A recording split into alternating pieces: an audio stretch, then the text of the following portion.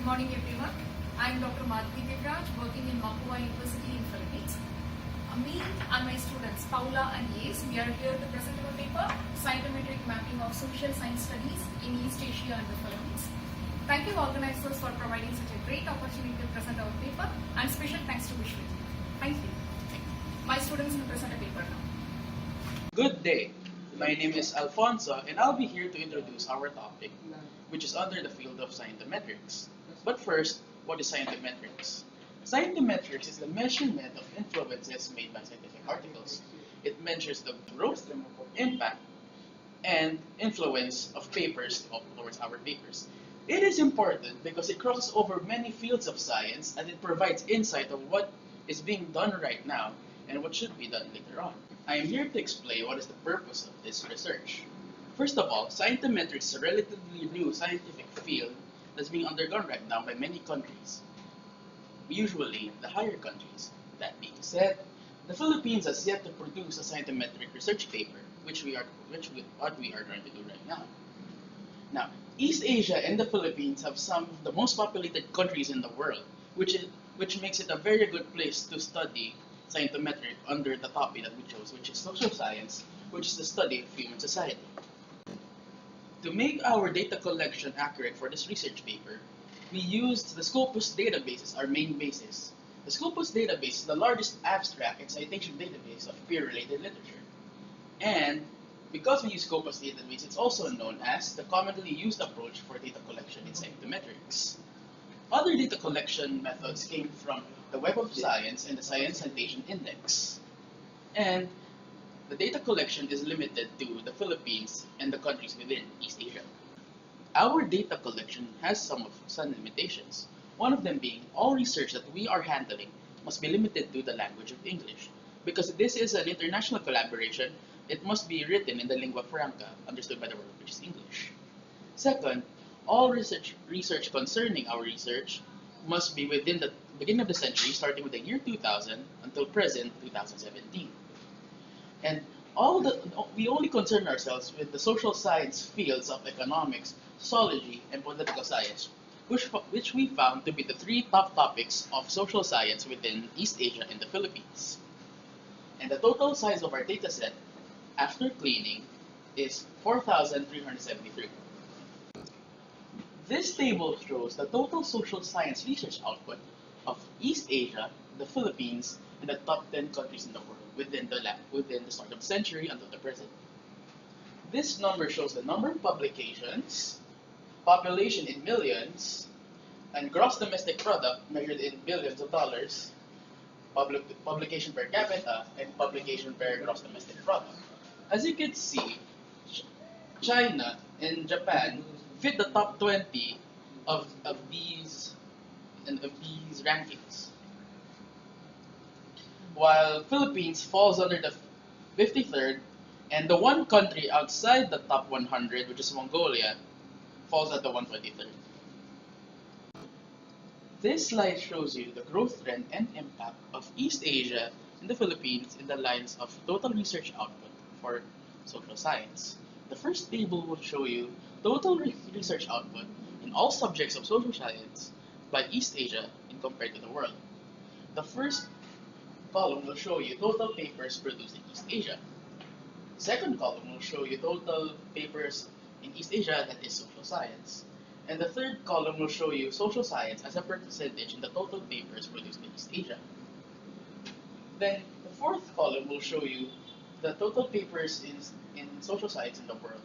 And the last column will show you how much percentage of it is from East Asia. As you can see, from 2000 to 2005, there has been a start in the study of social science in East Asia.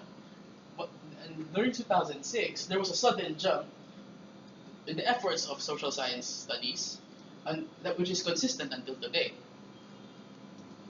The next table will show you the total research output of all subjects and in social science alone in the Philippines compared to the world. It uses the same uniform column as the first table, and as you can see, like East Asia, the efforts of the Philippines in the study of social science boomed after 2006, and it is consistent until present. Good day, my name is Paula and I am here to continue the presentation. Okay, so as you can see, the average citation per paper in East Asia has decreased over time. But this could be due to the fact that from the earlier years, there have been more chances for those papers to be cited. So in order to um, get a more accurate representation, we adjusted the time, and you can see that it's been consistent. The average citation per paper has been consistent over time. For this graph, it shows the average citation per paper in the Philippines over time. As you can see, there is also a decrease, but after the results were time adjusted, the citation per paper is consistent over the years. This figure shows the citation patterns of social science research in East Asia versus the Philippines. As you can see, China is, from 2008, China has been leading in the number of cited papers. In comparison, Philippines, from the start of the century, hasn't produced much research, but in 2012, you can see there has been an increase in the impact of Philippine research.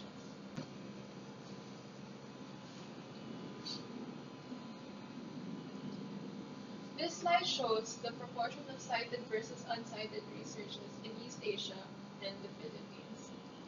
As you can see, less papers have been cited from 2012 to 2017 compared to earlier years such as 2000 to 2005.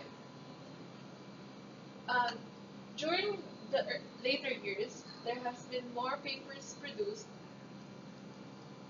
which could be the reason why less of them have been cited. Whereas during earlier years, there has been less paper produced, and most of them have been cited. These next slides will show the keyword-based research trend analysis. For the years 2000 to 2005, economics is the leading keyword.